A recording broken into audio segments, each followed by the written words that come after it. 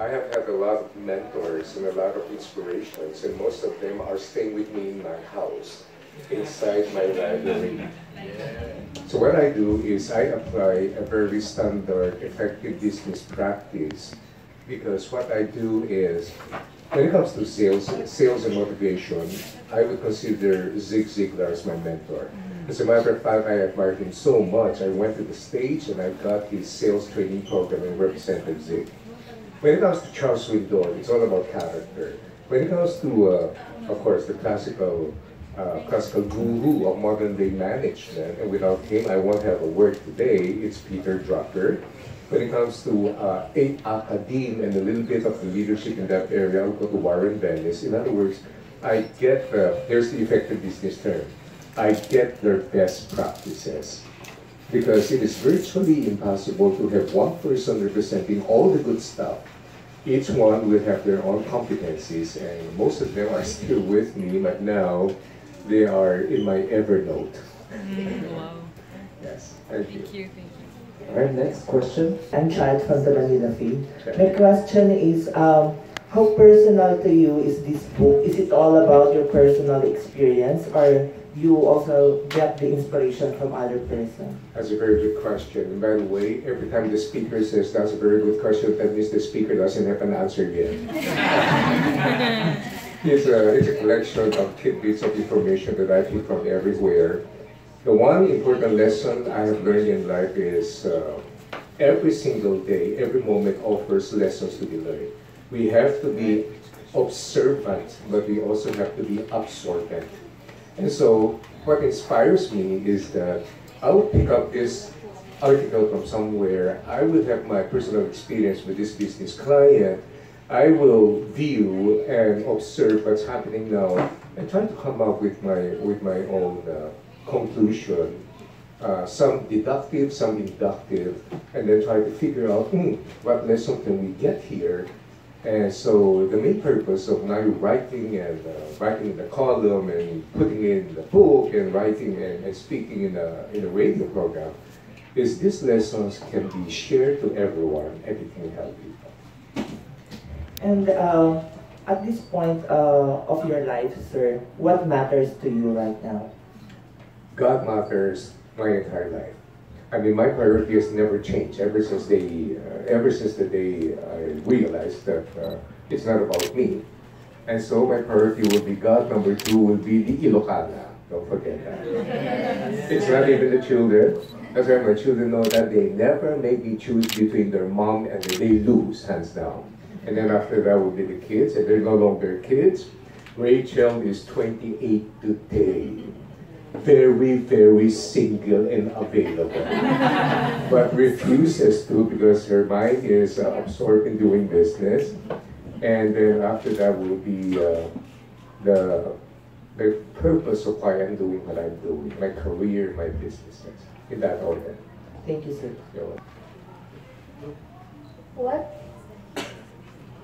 Hi, Sir Francisco. What challenges you?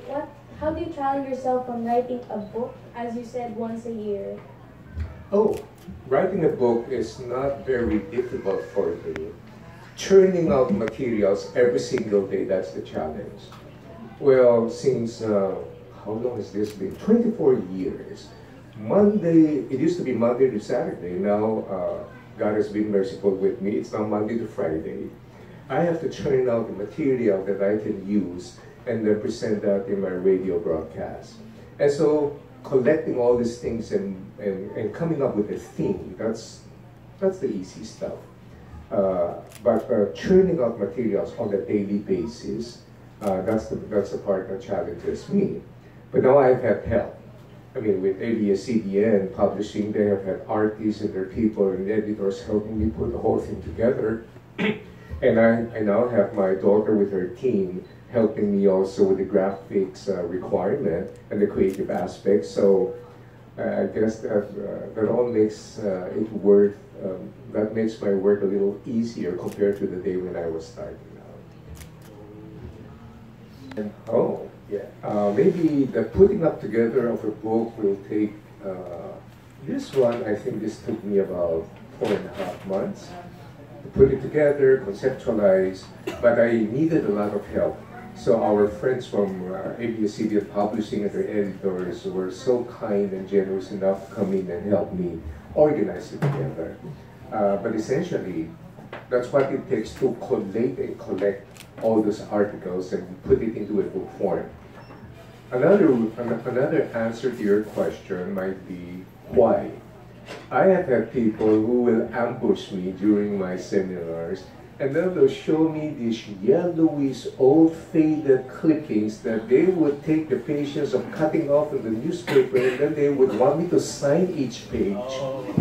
And I say, oh my goodness, why don't I put it in the book form so that they'll have something they can. You know, the beauty of a book is not just for your personal reading, there's pass-on readership. And the challenge to that is, every time you lend out a book, there's a high probability it will never be returned, right? So that's good for National Bookstore. Yeah. All right, thank you. Next. All right.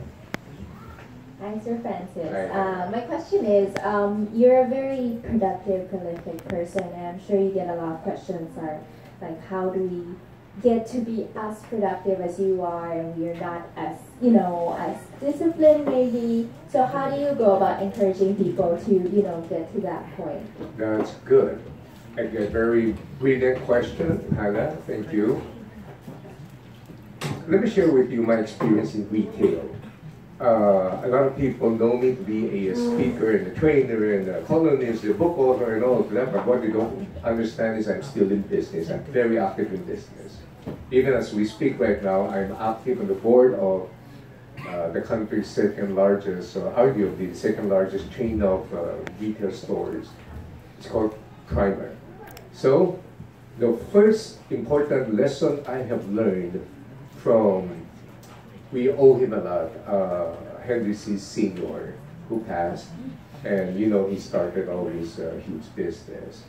He never looked at the store space as a space. He looked at the store space as a farm property. And so he looked at the sales of the books as yield towards the harvest. I said, that's brilliant. Nobody ever thought about that, or maybe I was just too bothered by the feedback, so maybe I was just ignorant about it. But I said, hey, take a look at that. You take a look at this space, and then you compute the yield of the sales. That will give you the number per square foot as to how much, right? You now take a look at it, and you apply the same principle into your life. You have 24 hours a day. How do you spend each minute? What yield will that bring you? And so when you spend 2 hours binging on TV series, what yield would that bring you? And when I spend 2 hours of reading books and researching, ano naman kaya ang yield ko? So that part, I value the resource called time.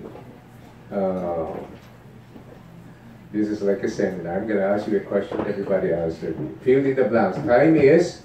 Gold. No, time is not gold. You know why? When the time is not gold, time is not money, because when you lose money, you can re-earn it. But when you lose time, time is irredeemable. Therefore, my personal conclusion is that time is even more valuable than gold and money. Next is, since I figured that one out, that will form the philosophical basis of the things that will govern me into what I do. I don't want to waste time on senseless activities that will not add value to my success goals. Second, how do I do the things that are necessary to get there? We always say the D word. That D word is called what? Discipline. Wait. Before you can get to that stage, how do you make this discipline work? Discipline should rest on the foundation of routine. You have to come up with your routine so that your routine forms your habit. And then your habit now forms your behavior determines your outcome. And that's why I'm an extremely boring person to be with. I have had people PM me and said, Sir Francis, can I just live with you for 2 months? I mean, I can carry your stuff, I can drive your car, I want to learn from you. I said, if you live with me for 2 days, you're going to be bored to death. You're going to see me doing exactly the same thing every day because those are the things that matter. If you're in business and you'd like a more business-like answer to that, you apply the Pareto principle into the things that you do every day. Long answer for a short question. Hi, Sir Francis. My name is Josh. Yeah. With our memory failing us pretty fast, how do we get the most out of all your books? The power of the pen and the paper. For example, I've got news for you. My job is in leadership training, so my thesis now is I have to prepare the millennials now on how they can manage the Generation Z. Gen Z will be joining the workforce in 2 years' time. Many of them are in OJT now. If you feel that the millennials are very difficult to lead and manage, wait till you see the Gen Z. They are totally different creatures. That will be the biggest challenge for every generation. So what I do right now is this. The Gen Z people love reading books. And the Gen Z, as my thesis would present, the Gen Z don't like reading e-books. They want the traditional books. That's why it's going to be a great opportunity for National Bookstore again. And so this is what I do, pen and paper. What do I mean? Highlight. Highlight the book. Never tell yourself, ay, sayang, no, I don't want to dirty my book. Hey, a dirty book is a clean mind. That means the mind is black. The more you dirty your book, you highlight it, you write your notes there, and then you transcribe your notes into something, and then you look at it, and then you contemplate on it, and then you let it feed your mind again and again. In other words, you're getting the maximum benefit out of that book now. Talked about a lot about managing your time, doing what you need to do. But what's your take on like luxuries in life, especially millennials and Gen Z? They're very like, I want to travel, I want to do this, I want to shop, I want to pamper myself. So do we need to stay away from these things? If that person happens to be my kid, I will spank that kid. Just kidding, I don't spank kids. Let me just say this. We also need to learn how to reward ourselves. I do about 310 to 320 talks, trainings, and seminars in a year. If you're going to consider this one as one engagement, this is going to be my 69th for the year. So, how's that? And I'm expensive, by the way. So how's that?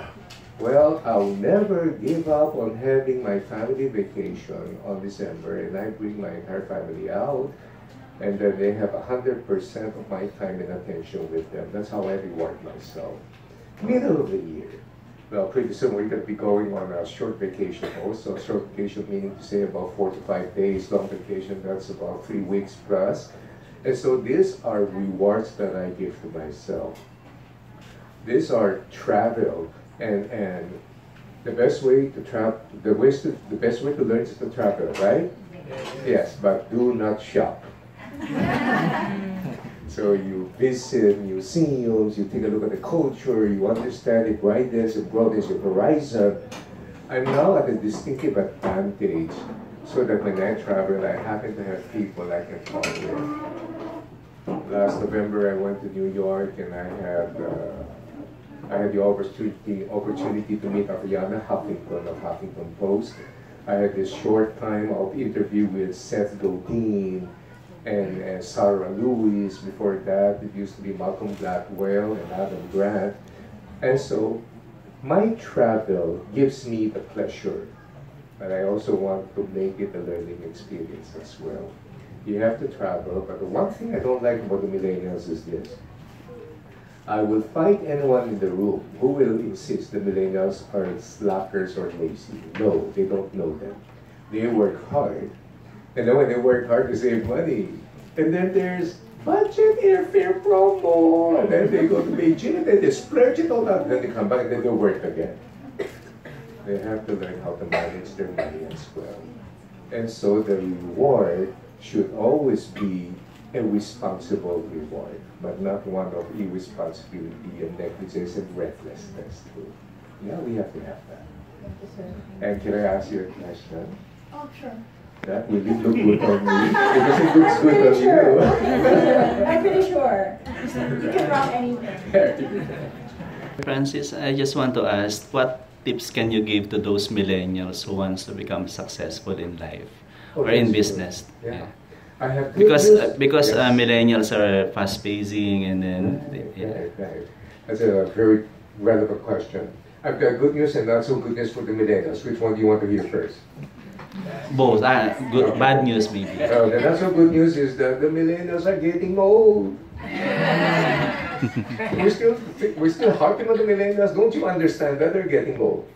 The oldest millennial now is 37 years old.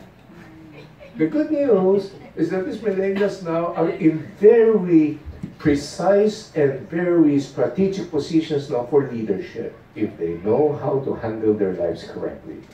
They are now being poised for leadership. As a matter of fact, many of the millennials now are team leads, and if they do their work correctly, they're now next in line. And the Gen Xers are on the verge of retirement already. So this is now their opportunity. Yeah, so the tip I'd like to say is be serious with life. YOLO will not get you anywhere. FOMO is not good. And today you have a new one. It's called FOLO. Anybody understands what it is? FOLO means fear of living offline. Number one. And so be serious with life. There's no such thing as instant success. In my seminars, I say there's instant coffee, there's instant ramen, instant noodle, instant baby milk that produces instant babies. I hope it's not the case. But behind success, there is always a process of hustle, grinding, discipline, learning, saving, and continuous learning. Thank you, Sir Francis. Well, answering that question, I need to ask you another question first. What is your understanding of the word passion? Since I already attended one of your talks. I know. Yeah, so you said that passion is really misunderstood by a lot of people. I think that passion is something that it's a concept that's not tiring or hindi siya mahirap. Yeah. So, yeah, that's my question. How would you identify your passion? Okay. Now, don't let these two young people fool you. These guys are millionaires. That guy drives around in a Maserati, all right? And I know that. Wow. And so, a lot of young people now would say, follow your passion. This is my passion.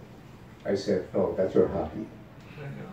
But you follow your passion, you run after your passion, and then the money will run after you. So that's not going to happen. In the first place, you don't even understand the literal meaning for the word passion. In any dictionary that you look up to, the word origin in Latin for passion means suffering. That's why you have what? Mel Gibson's Passion of the Christ. Mel Gibson's Passion of the Christ doesn't mean a hobby of Christ. And so, since you now know the literal meaning of the word passion, that means it's something you are willing to suffer for. So, it's got nothing to do with the elation of the feeling of doing something. Before you can get good at something, you first have to feel bad about doing it. You have to go through that process. But since you understand that is important for you in order to get to your success point, you are willing to suffer through the challenges and the hardship of the incremental successes that you will be getting point by point until you reach the tipping point, and then everything begins to fall in place. And this is so antithetical to the YOLO concept. No? So, what I would like to say is for millennials, now that you understand the concept of passion, you have to do due diligence in understanding your natural giftedness. Some people are good with writing, some people are good with speaking, some people are good with eating. Most of them are good with eating. And then you develop that one. From that natural giftedness, you develop that into a talent. And that talent, you work on it, work on the competencies until that talent now becomes a skill. And then from that skill, now you develop it until it becomes an expertise. That competence and expertise now, I remember what Zig Ziglar would say. He says, or is it Jim Rohn? He says, you do well, you want to make a living, you do good. You want to earn more, you be excellent. But if you want to earn a fortune, you got to make sure you're the only one who can do what you do. Essentially, what we're talking about is deep expertise and competence. So that's how you can develop your productivity passion. Don't waste time, but determine what it is. Secondly, here's the theological aspect of things. God will not put in you what He cannot expect out from you. In other words, your natural giftedness is a gift that He has given you. It's up to you to develop it and cultivate it. The practical way of thinking about it is this. If God did not give you the voice, don't ambition to make a CD. But if He has gifted you with the agility and the muscles and everything, maybe sports could be something that you like to pursue. So you have to understand your giftedness and strength. That's a question. Oh, this is Facebook Live now. Instagram Live. Instagram Live. So, what have you had to give up or sacrifice to get where you are today? Oh, I've given up a lot of things. I've given up on parties and gimmicks, and but at the time I've given up on watching too much television or movies. I have given up on wanting to recognize and know who the artists are. I'm so ignorant, I'm so bobo. I had one person who attended my leadership seminar, and I said, you know, you're so talented and you're so pretty, you must be in show business. And she looked at me with a strange look and she says, I actually am. And I don't know who the PBA superstars are except for the two last players who attended my seminar. But when you think about it, I haven't lost much. Those are the things I have to give up. Why? In business, we have two words that can define success and failure. Those two words are called resource allocation. When you allocate your resource correctly, you become more productive, you maximize your resource. Time for me is a valuable resource. So I have given up social life, I've given up on a lot of things that I feel will not add value to my success goals. But having time with my family is something I won't give up. Because it is one of the main reasons for my success goals as well. Sir, we're just curious, kung isa sa buhay po yung sa pelikula yung buhay niyo po, sino pong gusto niyong lumabas na artista? Lagyan natin ng showbiz, di ba? Because of your success, sino po yung artist ang gusto niyong lumabas sa buhay niyo? Pag-nagay ko Richard Poole. Richard Poole? So you sing also? Hindi na habang tinatanong mo, nasa isip ko si Tarzan. I remember, you know, I was in the plane and this lady approached me and she said, Sir, ang patagal ko na kayo kilala. Sanay na ako dyan, naging lumalapit, tapos selfie-selfie. Sabi ko, hindi po kayo si Joe Marichan. Sabi ko, shut up. I never even thought about that. As a matter of fact, I wouldn't want anybody to portray me in my life because it doesn't matter. What matters now is perhaps the work that you can leave behind if you can learn from it. Me, doesn't matter. Soon enough, you and I, we're going to disappear from this earth anyway. But it's what is the effect and the effect that we have for other people that really matters. So I've never even thought about that. Maybe dark, huh? Superhero. Superhero. Any other from the back?